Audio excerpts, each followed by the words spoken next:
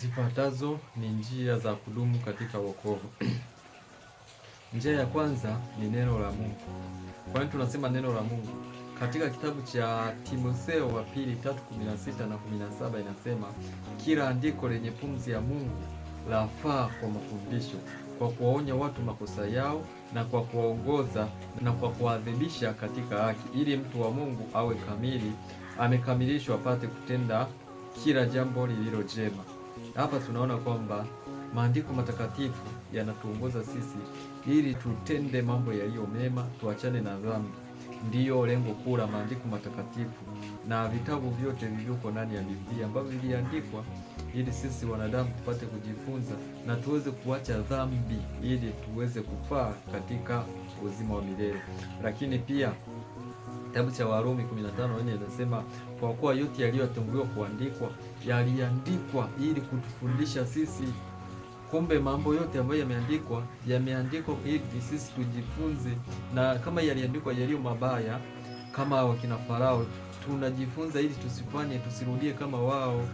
Lakini yakiandikwa mambo yaliyo mema, kama tunaona jinsi Yesu Kristo alivyokuwa anatenda mambo yaliyokuwa mema, yaliandikwa ili sisi tuweze kujifunza na kutenda yaliyo mema ili tuweze kufaa na kufanana na manabii.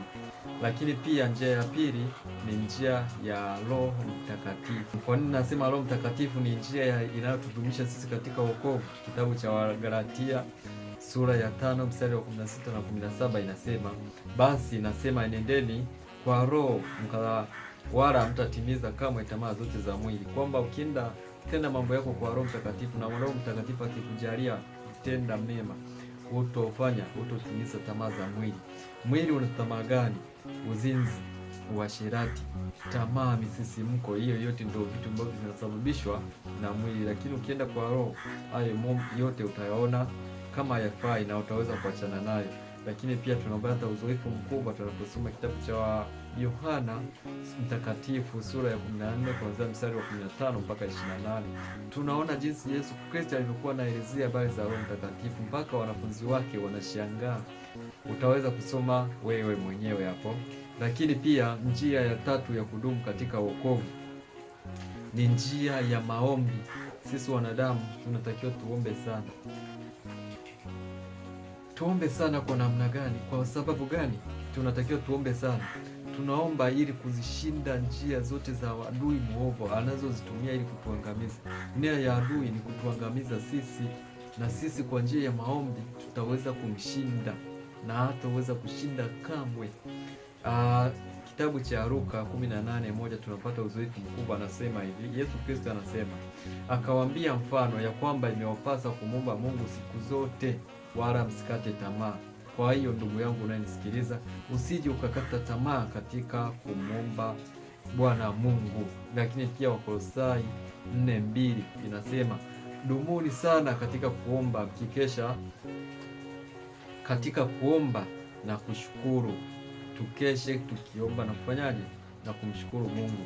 Kwa nini tunamshukuru Mungu? Kwa sababu ya huu uzima aliotupa.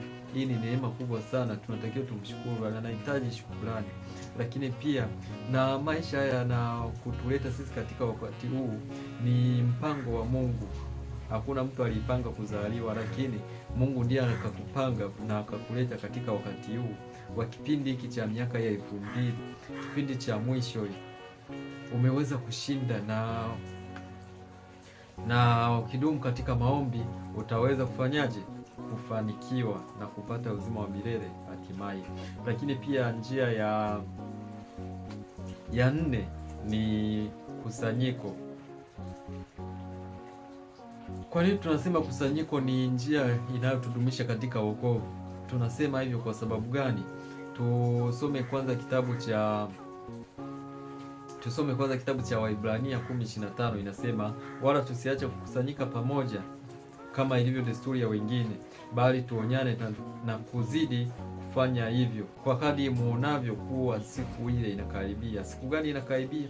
Siku ya kuja kwa mara ya pili ya Bwana wetu Yesu Kristo inakaribia. Kwa hiyo sisi wanadamu tunatakiwa tuwe tunakusanyika tunaweza tukakusanyika wapi? Katika kanisani.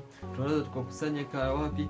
Tunasema jumuiya ya nyumba kwa nyumba. Tunakusanyika ili kuonyana, ili kushauriana, ili kutiana moyo, ili tusiweze kupotea, bali tuweze kushauriana na kudumisha katika wokovu. Lakini pia kitabu cha Yakobo 5:16 inasema, ungameni dhambi zenu nyinyi kwa nyinyi na kuombeana mpate kuponywa. Na tukiwa tumekusanyika pamoja, tunapata kuombeana kwamba yule anapitia changamoto fulani na wewe unapitia changamoto fulani. Mkipiga magoti kwa pamoja mkaombeana, nguvu za Mungu zitashuka na Mungu atashuka kuwaokoa nyinyi. Lakini pia Mathayo 18:20 inasema, kwa kuwa walipo 2 au 3 wamekusanyika kwa jina langu, mimi nipo papo hapo katikati yao. Kukusanyika haimaanishi sio mpaka mkusanyike watu 500, 1000. Hapana, hata mkiwa 2 tu, Bwana Yesu atakuwa katikati yenu na atakuwa pamoja nanyi, nanyi mtaweza kuziona nguvu za Mungu.